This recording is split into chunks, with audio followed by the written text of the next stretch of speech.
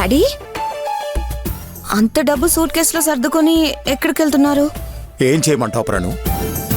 ఆ రాజాగాడు సైన్ చేయకుండా టార్చర్ చేస్తున్నాడు. ఈ మంత్లో కొత్త టెండర్ రాబోతోంది. ఆలోగా వాడు మన బిల్స్ మీద సైన్ చేసి అప్రూవ్ చేస్తేనే మనం కొత్త టెండర్కి కోడ్ చేయగలం. వీడేమో మనకి ఫేవర్గా నడుచుకోవట్లేదు. అందుకే వాడి పై అధికారిని కలిసి గౌరవంగా ఈ సూట్ కేస్ ఆ ఆఫీసర్ చేతిలో పెట్టి నెక్స్ట్ టెండర్కి లైన్ క్లియర్ చేయించమని చెప్దామని వెళ్తున్నాను. సరే పదండి డాడీ, నేను కూడా మీతో పాటు వస్తాను. నువ్వెందుకు ప్రణు? ఏం లేదు డాడీ, ఆ రాజాగాడు మన మీద పర్సనల్ గ్రడ్జ్ పెట్టుకుని కావాలని మనల్ని టార్గెట్ చేస్తూ ఇబ్బంది పెడుతున్నాడని నేను ఆఫీసర్కి కంప్లైంట్ చేసి వాడిపై యాక్షన్ తీసుకోమని చెప్తాను.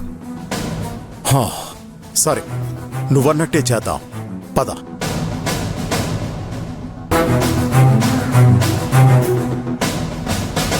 ప్రణు, ఈ టెండర్ ఓకే అవ్వాలి. నేను ఆ రాజాగాడిని ఫుట్బాల్ ఆడుకుంటాను చూడు. డాడీ, దానికి మీరెందుకు టెన్షన్ పడ్డావు? వాడి సంగతి నేను చూసుకుంటాను. You don't worry. అలాగే ప్రణు. రాఘవ్, వస్తున్నా నాన్న. చెప్పండి నాన్న. ఇంతకీ మీ అమ్మ ఎక్కడా?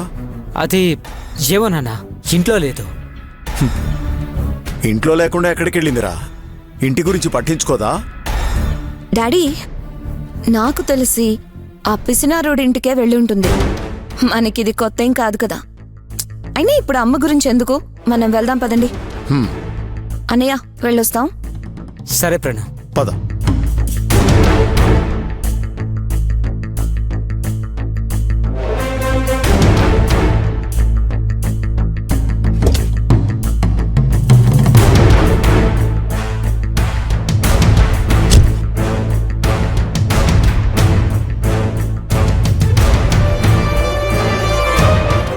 ఓహో, ఇక్కడొక ఇల్లుంది. ఆ ఇంట్లో సొంత వాళ్ళు ఉన్నారని గుర్తుందన్నమాట. కరెక్ట్గా వచ్చేసావు. ఏంటి మమ్మీ, ఆ ఇంట్లో పంచభక్ష పరమాన్నాలు తినొచ్చావా ఏంటి? నోట్లో నుంచి మాటే రావట్లేదు. ఇక చాలా ఆపవే. కుటుంబం అంటే ఇంట్లో ఉన్న నలుగురు ఎడమొక్కం పెడమొక్కంలా కూర్చొని ఉండడం కాదు. మన అనుకున్న వాళ్లతో అప్పుడప్పుడు కలుస్తూ ఉండాలి, మాట్లాడుతూ ఉండాలి.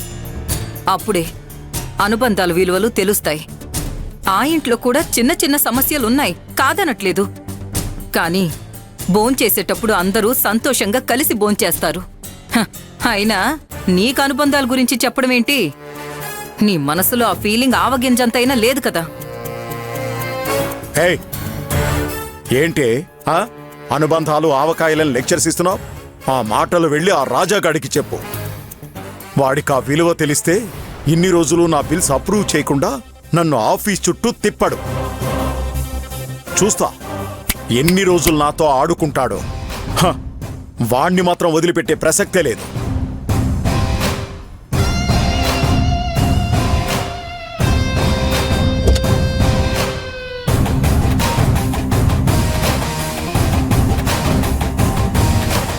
ఇందాకేమన్నా? ఆ ఇంట్లో వాళ్ళు సంతోషంగా కలిసిమెలిసి ఉన్నారా? ఎన్నాళ్ళు అలా ఉంటారో నేను చూస్తాను. అతి త్వరలో ఆ రాజాగాడికి సంతోషం దూరం చేసి మా డాడీ కాళ్ళు పట్టుకునేలా చేస్తాను.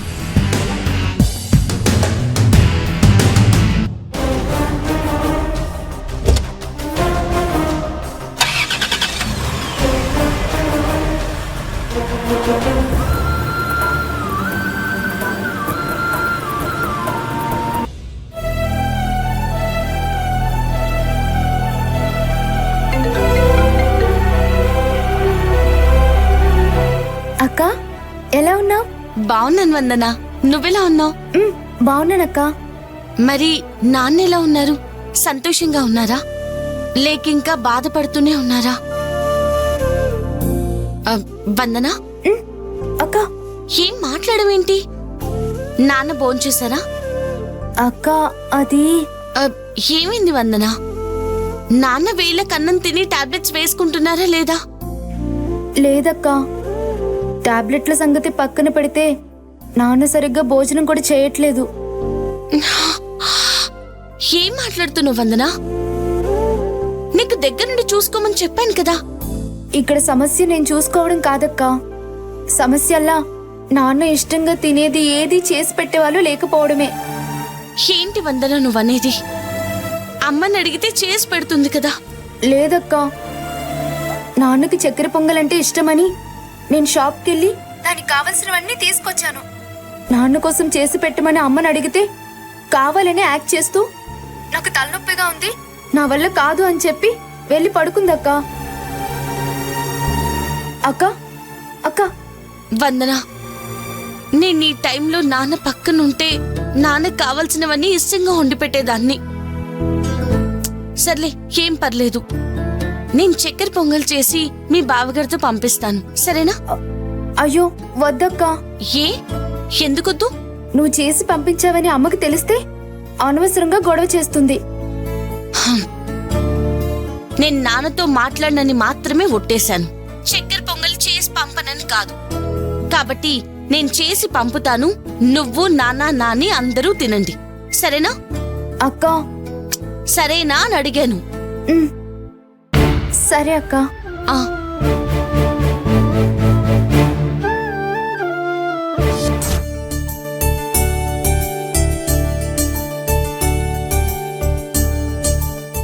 ఏమండి? ఏంటక్షయ అది? చక్కెర పొంగలండి. ఓహో, నీ దివ్య దృష్టికి నా సలాం అక్షయ.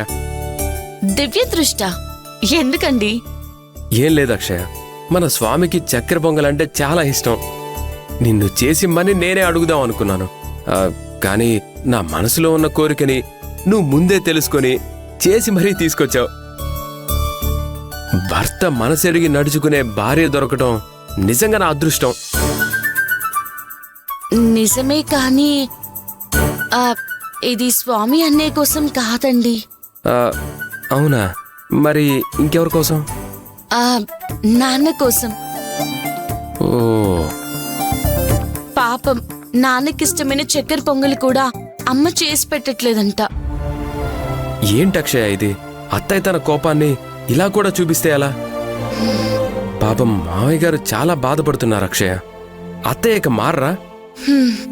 ఆవిడ మారితే మాకెందుకండి ఈ కష్టాలుంటాయి. నా కోసం ఒక పని చేస్తారా? చెప్పక్షయ. స్వామి అన్నయ్య కూడా ఒక బాక్స్ పెట్టిస్తాను, అన్నయ్యకి ఇచ్చేశాక అలాగే తీసుకెళ్లి మా నాన్నకు కూడా ఇస్తారా? నాన్నకి చక్కెర పొంగలంటే చాలా ఇష్టం, ప్లీజ్. అలా అడుగుతావేంటి అక్షయ? తీసుకెళ్ళండి అని ఆర్డర్ వేయి. హ్యాపీగా తీసుకెళ్ళి దగ్గరుండి మావయ్య గారికి తినిపించి మరీ వస్తాను, సరేనా? అంత అవసరం లేదు, కానీ అక్కడ వందన వెయిట్ చేస్తూ ఉంటుంది. మీరు వెళ్ళి వందన చేతికివ్వండి చాలు.